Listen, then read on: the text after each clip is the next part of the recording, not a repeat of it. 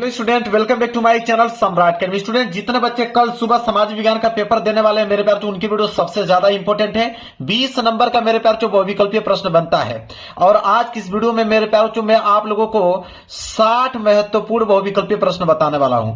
अगर 60, वो भी पूरे किताब का है, अगर 60 अगर आप तैयार कर लेते हो तो कल सुबह मेरे प्यार 20 में 20 करके आओगे। इससे बाहर मेरे प्यार आपके एग्जाम में नहीं आएगा। आप मेरे प्यार यकीन मानिए कि इस पेपर को मेरे प्यार जिसमें जितने भी प्रश्न दिए गए हैं, कम से कम 60 महत्वपूर्ण बहुविकल्पीय प्रश्न है। आप समझ सकते हो कि 60 महत्वपूर्ण बहुविकल्पीय प्रश्न मैं 2 घंटे से खोज रहा था। 2 घंटे के बाद इस वीडियो को मैं बना रहा हूं मेरे प्यारे बच्चों, तो जरूर से जरूर लाइक कीजिएगा और इससे बाहर मेरे प्यारे बच्चों आपके पेपर में नहीं आएगा। पहला प्रश्न देखिए क्या है कि नेपोलियन की पराजय कब हुई। अब नेपोलियन की पराजय कब हुआ मेरे प्यारे बच्चों, तो वो 1815 ईस्वी में। और यह प्रश्न इतना ज्यादा इंपॉर्टेंट है कि आपको क्या बताया जाए। आप प्रीवियस ईयर पेपर जाके चेक कर लीजिए। मैं 28 पेपर चेक करके आ रहा हूं। 28 पेपरों का मेरे प्यारे निचोड़ ये आप लोगों को 60 बहुविकल्पीय प्रश्नों में बता रहा हूं। नेपोलियन की पराजय कब हुई, 1815 में। उदारवाद देखिए भी पूछता है, उदारवाद से तात्पर्य, ऐसे पूछता है कि उदारवाद से क्या तात्पर्य है। तो मेरे प्यारे देखिए, उदारवाद से तात्पर्य है कि व्यक्ति को स्वतंत्रता तथा कानून के समक्ष समानता, मतलब दूसरे का सी वाला जो है बिल्कुल राइट आंसर हो जाएगा। तीसरा है कि ऑटो वन बिस्मार्क का संबंध किस देश से था। बहुत इंपॉर्टेंट प्रश्न मेरे प्यारे बच्चों। तो जो ऑटो वन बिस्मार्क थे उनका संबंध किस देश से था, तो जर्मनी से। किससे, जर्मनी से। बी वाला जो है बिल्कुल राइट आंसर हो जाएगा। इसके बाद चौथा प्रश्न है कि जर्मनी के एकीकरण में मुख्य भूमिका किसकी थी। बहुत इंपॉर्टेंट प्रश्न है। अब देखिए दोनों प्रश्न उल्टा कर दिया है। यहां पूछा है कि ऑटो वन बिस्मार्क का संबंध किस देश था, जर्मनी से। और यहां पूछा कि जर्मनी के एकीकरण में मेन भूमिका किसकी थी, तो ऑटो वन बिस्मार्क की। समझ रहे हैं, तो दोनों प्रकार से क्वेश्चन पूछा जा रहा है मेरे प्यारे बच्चों, बस आपको दिमाग लगाने की जरूरत है। ठीक है, यह भी प्रश्न बहुत ज्यादा इंपॉर्टेंट है। चलिए आगे बढ़ते हैं क्वेश्चन नंबर 5वें की तरफ। चलिए देखिए 5वां जो प्रश्न है, कह रहा है कि नेपोलियन जो है वह संबंधित था। नेपोलियन किस देश से संबंधित था, यह प्रश्न पूछा है। तो नेपोलियन का संबंध था फ्रांस देश से। फ्रांस का मतलब सी वाला ऑप्शन जो होगा बिल्कुल राइट आंसर हो जाएगा। इसके बाद क्वेश्चन नंबर 6 है, कह रहा है वियना की संधि कब हुई थी। जो वियना की संधि हुई थी वो किस सन में संधि हुई थी, तो 1815 में। 1815 ईस्वी में वियना की संधि हुई थी। यहां पे बी वाला ऑप्शन जो होगा बिल्कुल राइट आंसर हो जाएगा। आगे बढ़ते हैं क्वेश्चन नंबर 7वें की तरफ। कह रहा है कि निम्नलिखित नेताओं में से किसने एक गुप्त संगठन यंग इटली बनाया। मतलब कि कौन से वो नेता थे जिन्होंने एक गुप्त संगठन जिसका नाम था यंग इटली, कौन बनाया था, क्वेश्चन में यह पूछा गया है। तो उनका नाम था मेज़नी, जिन्हें हम मेज़नी के नाम से भी जानते हैं। डी वाला ऑप्शन जो होगा बिल्कुल राइट आंसर हो जाएगा। आगे बढ़ते हैं प्रश्न संख्या 8वें की तरफ। कह रहा है कि निम्न में से यह कथन किसका है कि जब फ्रांस छींकता है तो बाकी यूरोप को सर्दी जुकाम हो जाता है। यह कथन किसका है कि जब फ्रांस छींकता है तो बाकी यूरोप को सर्दी जुकाम हो जाता है। तो यह कथन था मेटरनिख का। किनका था, मेटरनिख का था। यहां पे ए वाला ऑप्शन जो होगा बिल्कुल राइट आंसर हो जाएगा। आगे बढ़ते हैं प्रश्न संख्या 9 की तरफ। कह रहा है फ्रांस की क्रांति कब हुई थी, मतलब किस सन में फ्रांस की क्रांति हुई थी, तो सन 1789 ईस्वी में। यहां पे बी वाला ऑप्शन जो होगा बिल्कुल राइट आंसर हो जाएगा। चलिए आगे बढ़ते हैं प्रश्न संख्या 10वें की तरफ। देखिए प्रश्न संख्या 10वां गया। प्रश्न संख्या 10वां है कि जर्मनी की एकीकरण में मुख्य भूमिका किसकी थी। जब जर्मनी का एकीकरण हुआ तो उसमें मेन भूमिका जो थी वो किसकी थी, तो मेन भूमिका थी ऑटो वन बिस्मार्क की थी। ए वाला ऑप्शन जो होगा बिल्कुल राइट आंसर हो जाएगा। प्रश्न संख्या 11 कह रहा है कि निरंकुशवाद का तात्पर्य है। निरंकुशवाद का क्या तात्पर्य है, तो उनका तात्पर्य है कि ऐसी शासन व्यवस्था जिसमें सत्ता पर जनता का अंकुश नहीं होता है। बी वाला ऑप्शन जो होगा बिल्कुल राइट आंसर हो जाएगा। आगे बढ़ेंगे क्वेश्चन संख्या 12 की तरफ। प्रश्न संख्या 12 जो है, कह रहा है कि 1789 में जो फ्रांस किस प्रकार का राज्य था।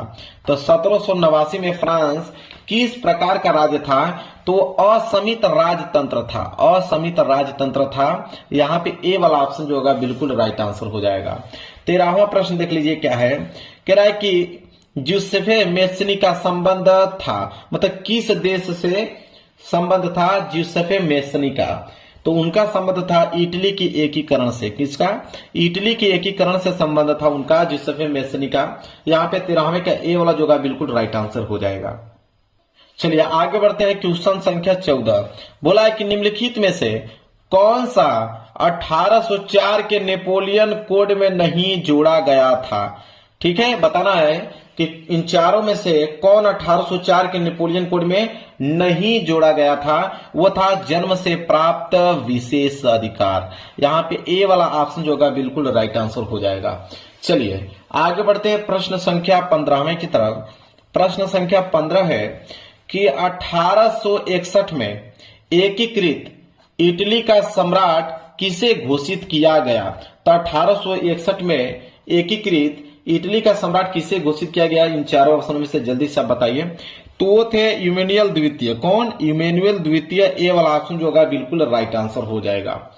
आगे बढ़ेंगे प्रश्न संख्या 16 की तरफ कि निम्नलिखित में से किसे 1871 में जर्मनी का प्रथम सम्राट घोषित किया गया था? तो 1871 में जर्मनी का प्रथम सम्राट घोषित किसे किया गया था? उनका नाम था काइजर विलियम प्रथम।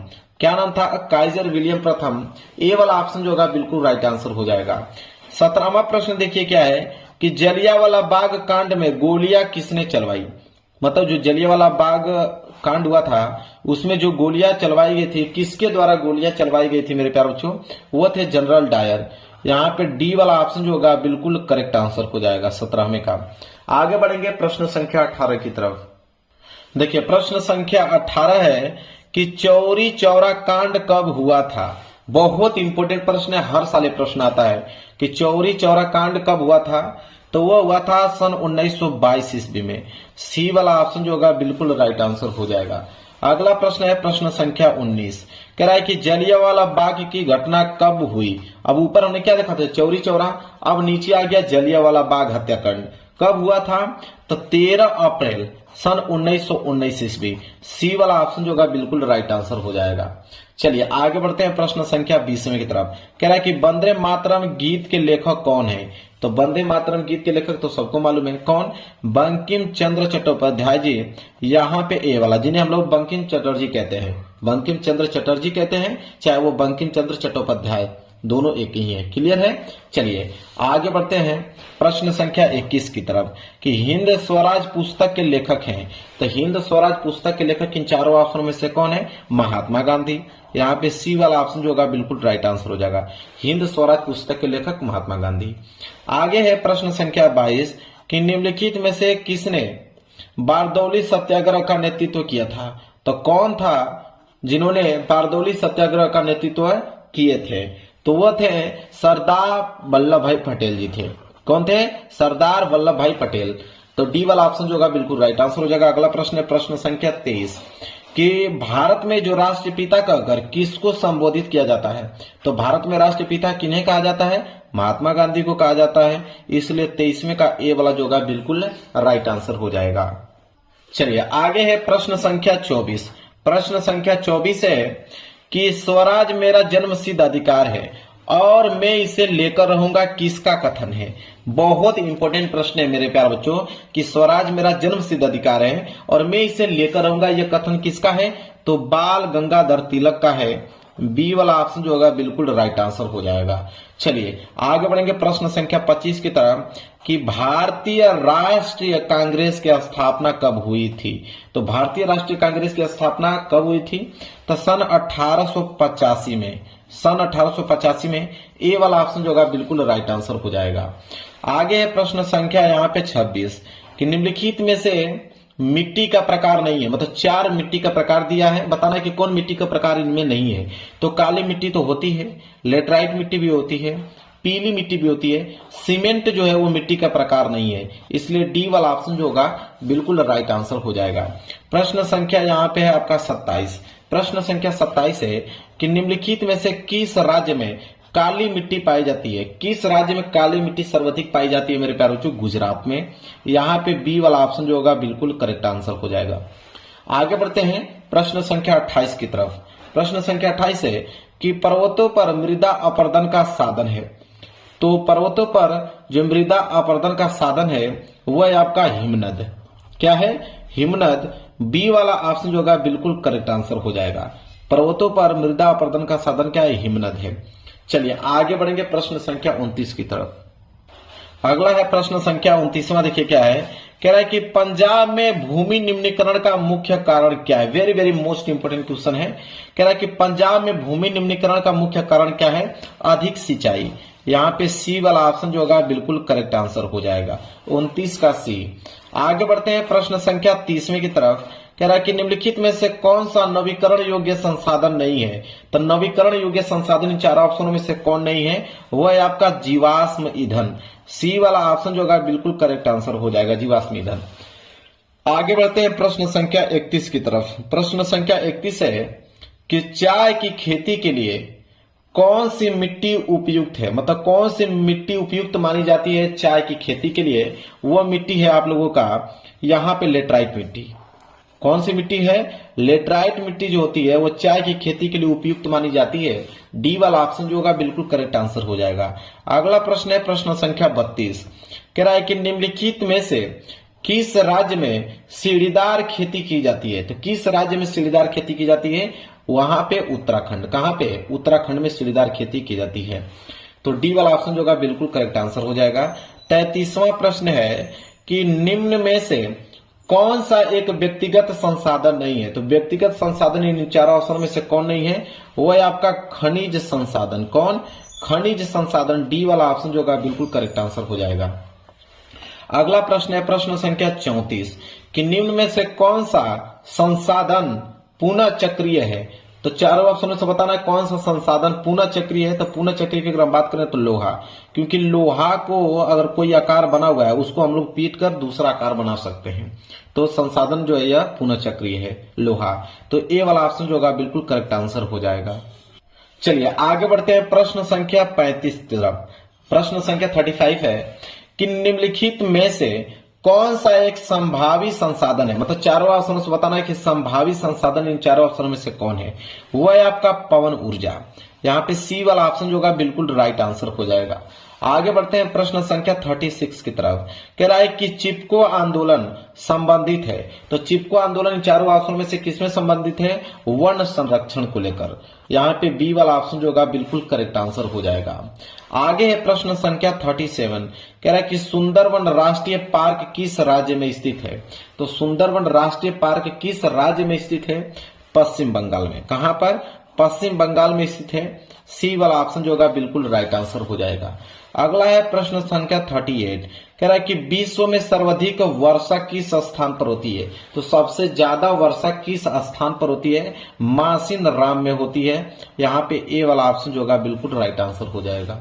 अगला प्रश्न है प्रश्न संख्या 39। कह रहा है टिहरी बांध परियोजना किस राज्य में स्थित है? तो टिहरी बांध परियोजना जो है किस राज्य में स्थित है? उत्तराखंड में। कहां पर? उत्तराखंड में स्थित है। यहाँ पे सी वाला ऑप्शन जो होगा बिल्कुल राइट आंसर हो जाएगा। प्रश्न संख्या 40 है। कह रहा है कि सलाल बांध किस नदी पर बना है? चलिए ऑप्शन देखते हैं। तो सलाल बांध किस नदी पर बना है? चिनाब नदी पर। यहाँ पे बी वाला जो होगा बिल्कुल करेक्ट आंसर हो जाएगा, चिनाब नदी। अगला है प्रश्न संख्या 41। कह रहा है कि इनमें से कौन सी रबी फसल है? मतलब रबी की फसल इन चारों ऑप्शनों में से कौन है? तो वह है आपका चना, जिसमें है काला चना। सी वाला ऑप्शन जो होगा बिल्कुल राइट आंसर हो जाएगा। प्रश्न संख्या 42। कह रहा है कि इनमें से कौन सी एक फलीदार फसल है? तो फलीदार फसल इन चारों ऑप्शन में से कौन है? तो दालें। यहाँ पे ए वाला ऑप्शन जो होगा बिल्कुल राइट आंसर हो जाएगा। इसके बाद है प्रश्न संख्या 43। कह रहा है कि निम्नलिखित में से कौन सी एक रेशेदार फसल है? तो रेशेदार फसल इन चारों ऑप्शनों में से कौन है? तो जूट। यहाँ पे ए वाला ऑप्शन जो होगा बिल्कुल करेक्ट आंसर हो जाएगा। इसके बाद है प्रश्न संख्या 44 कि निम्न में से कौन सी रोपण फसल है? मतलब रोपण फसल इन चारों ऑप्शनों में से कौन है? वह है आपका गन्ना। सी वाला ऑप्शन जो होगा बिल्कुल राइट आंसर हो जाएगा। अगला प्रश्न देख लीजिए, प्रश्न संख्या 45। कह रहा है कि झरिया प्रसिद्ध है। मतलब झरिया प्रसिद्ध किसके लिए है? तो वह है मेरे प्यारे बच्चों कोयले के लिए। किसके लिए? कोयले के लिए झरिया प्रसिद्ध है, इसलिए बी वाला ऑप्शन जो होगा बिल्कुल राइट आंसर हो जाएगा। चलिए आगे बढ़ते हैं प्रश्न संख्या 46। कह रहा है कि निम्नलिखित में से कौन सा परंपरागत ऊर्जा स्रोत है? मतलब परंपरागत ऊर्जा का स्रोत इन चारों ऑप्शनों में से कौन है? वो है आपका कोयला। ए वाला ऑप्शन जो होगा बिल्कुल राइट आंसर हो जाएगा। 47 प्रश्न है कि भारत में पवन ऊर्जा का जो विशाल केंद्र कहाँ स्थित है? तो भारत में पवन ऊर्जा का विशाल केंद्र कहाँ स्थित है? तमिलनाडु में। कहां पर? तमिलनाडु में। यहाँ पे बी वाला ऑप्शन जो होगा बिल्कुल राइट आंसर हो जाएगा। आगे बढ़ते हैं, अगला प्रश्न देख लीजिए, प्रश्न संख्या 48। प्रश्न संख्या 48 है कि मुंबई हाई प्रसिद्ध है। बहुत इंपॉर्टेंट प्रश्न है कि मुंबई हाई प्रसिद्ध है। किसके लिए प्रसिद्ध है मुंबई हाई मेरे प्यारे बच्चों? तो वह है तेल शोधक कारखानों पेट्रोलियम के लिए। ए वाला ऑप्शन जो होगा बिल्कुल राइट आंसर हो जाएगा। इसके बाद है 49, कह रहा है कि निम्नलिखित में से कौन सा ऊर्जा का गैर परंपरागत स्रोत है? तो ऊर्जा का गैर परंपरागत स्रोत बताना इन चारों ऑप्शनों में से, वह है आपका सौर ऊर्जा। ए वाला ऑप्शन जो होगा बिल्कुल राइट आंसर हो जाएगा। चलिए आगे बढ़ते हैं प्रश्न संख्या 50 की तरफ। कह रहा एंथ्रेसाइट का संबंध किस खनिज से है? तो एंथ्रेसाइट का जो संबंध है वो किस खनिज से है? तो कोयला से। किससे? कोयला से। डी वाला ऑप्शन जो होगा बिल्कुल करेक्ट आंसर हो जाएगा। चलिए आगे बढ़ते हैं प्रश्न संख्या 51 की तरफ। देखिए प्रश्न संख्या 51 क्या है उसको ध्यान दीजिए। कह रहा है कि कोरबा प्रसिद्ध है। मतलब कोरबा जो है वो प्रसिद्ध है। किसके लिए प्रसिद्ध है कोरबा? कोयले के लिए। किसके लिए? कोयले के लिए प्रसिद्ध है। बी वाला ऑप्शन जो होगा बिल्कुल राइट आंसर हो जाएगा। अगला प्रश्न है प्रश्न संख्या 52। कह रहा है कि श्रीलंका में निम्नलिखित में से कौन सा बहुसंख्यक वर्ग है? तो बहुसंख्यक वर्ग श्रीलंका में कौन सा है यह बताना है मेरे प्यारे बच्चों। बहुत इंपॉर्टेंट प्रश्न है। तो वह है आपका सिन्हली। कौन? सिन्हली। सी वाला ऑप्शन जो होगा बिल्कुल राइट आंसर हो जाएगा। इसी के साथ आगे बढ़ते हैं प्रश्न संख्या 53 की तरफ। कह रहा है कि भारत के संविधान की जो 8वीं अनुसूची है उसमें कुल भाषाएं कितनी हैं? मतलब भारत के जो संविधान की 8वीं अनुसूची है उसमें कितनी भाषाएं हैं ये क्वेश्चन पूछा गया है। 22 भाषाएं हैं। बी वाला ऑप्शन जो होगा बिल्कुल राइट आंसर हो जाएगा। चलिए आगे बढ़ते हैं प्रश्न संख्या 54 की तरफ। कह रहा है कि भारत में पंचायती राज्य की स्थापना हुई थी। तो भारत में जो पंचायती राज की स्थापना हुआ था वो 1992 में हुआ था। सी वाला ऑप्शन जो होगा बिल्कुल राइट आंसर हो जाएगा। चलिए आगे बढ़ते हैं प्रश्न संख्या 55। प्रश्न संख्या 55 है कि भारत में कुल कितने संघीय राज्य हैं? तो भारत में कुल कितने संघीय राज्य हैं? वह हैं आपके 28। कितने हैं? 28 हैं। चलिए आगे बढ़ते हैं प्रश्न संख्या 56। प्रश्न संख्या 56 है कि भारत में जो केंद्र शासित राज्यों की संख्या वो कितनी है? तो भारत में केंद्र शासित राज्यों की संख्या कितनी है? सबको मालूम है 8 है। चलिए ऑप्शन देखते हैं। देखिए 8 दिया हुआ है ना, बिल्कुल डी वाला ऑप्शन जो होगा बिल्कुल राइट आंसर हो जाएगा। चलिए आगे बढ़ते हैं प्रश्न संख्या 57 की तरफ। कह रहा है कि यदि हम लैंगिक भेदभाव की बात करते हैं तो उसका अर्थ होता है। कह रहा है यदि हम लैंगिक भेदभाव की बात करेंगे तो उसका अर्थ क्या होता है? तो उसका अर्थ ये होता है कि समाज में स्त्री और पुरुष की असमान भूमिका। ए वाला ऑप्शन जो होगा बिल्कुल करेक्ट आंसर हो जाएगा। इसी के साथ आगे बढ़ेंगे 58। कह रहा है कि जो भारतीय राष्ट्रीय कांग्रेस की स्थापना किस वर्ष में हुई थी? तो भारतीय राष्ट्रीय कांग्रेस की स्थापना किस वर्ष में हुई? सन 1885 में हुआ था। ए वाला ऑप्शन जो होगा बिल्कुल राइट आंसर हो जाएगा। चलिए आगे बढ़ते हैं प्रश्न संख्या 59 की तरफ। कह रहा है कि भारत में मताधिकार की आयु है। तो भारत में अगर कितने वर्ष के अगर आप रहेंगे तो आप मत दे सकते हो, वोट दे सकते हो। तो मेरे प्यारों जो 18 वर्ष, यहाँ पे डी वाला ऑप्शन जो होगा बिल्कुल राइट आंसर हो जाएगा। अगर आपकी एज 18 वर्ष है तो आप वोट दे सकते हो भारत में। क्लियर है? चलिए आगे बढ़ते हैं। अगला प्रश्न है प्रश्न संख्या 60 और लास्ट क्वेश्चन है कि लोकतांत्रिक शासन व्यवस्था अन्य व्यवस्थाओं से अच्छी है क्योंकि यह इसलिए अच्छी है क्योंकि सभी नागरिकों में समानता को यह बढ़ावा देती है, इसलिए अच्छी है। तो वही कहा है कि लोकतांत्रिक जो शासन व्यवस्था है वह अन्य व्यवस्थाओं से इसलिए अच्छी होती है क्योंकि यहाँ पे सभी नागरिकों में समानता को बढ़ावा देती है। क्लियर है? चलिए अब मैं यहाँ पे 60 प्रश्न आप लोगों को बता दिया। ठीक है, लो एक प्रश्न और इसके पीछे दिया हुआ है, प्रश्न और एक्स्ट्रा में जान लो। प्रश्न संख्या 61। लो एक प्रश्न एक्स्ट्रा में बता देता हूं। यहाँ पे कह रहा है कि निम्नलिखित में से किस एक देश को छोड़कर हर जगह तानाशाही पर लोकतंत्र को प्राथमिकता दी जाती है? तो भाई वो कौन सा देश है? पाकिस्तान है। बी वाला ऑप्शन जो होगा बिल्कुल राइट आंसर हो जाएगा। तो 60 मैंने कहा था, एक क्वेश्चन मैंने एक्स्ट्रा ही बता दिया। मान के चलिए यहाँ पे एक क्वेश्चन अगर आप ऐड करते हो जाएगा 61। अगर 61 प्रश्न अगर आप तैयार कर लेते हो तो मेरे प्यारे बच्चों यकीन मानिए कि आप सामाजिक विज्ञान में 20 में 20 ऑब्जेक्टिव क्वेश्चन करके आने वाले, कोई रोक नहीं सकता है। तो वीडियो को लाइक कर देना और वीडियो को उनके पास शेयर कर दो जो सामाजिक विज्ञान का पेपर देने वाले हैं, ताकि उनका 20 नंबर इसी वीडियो से क्लियर हो पाए। चलिए मिलेंगे नेक्स्ट वीडियो में, तब तक के लिए धन्यवाद।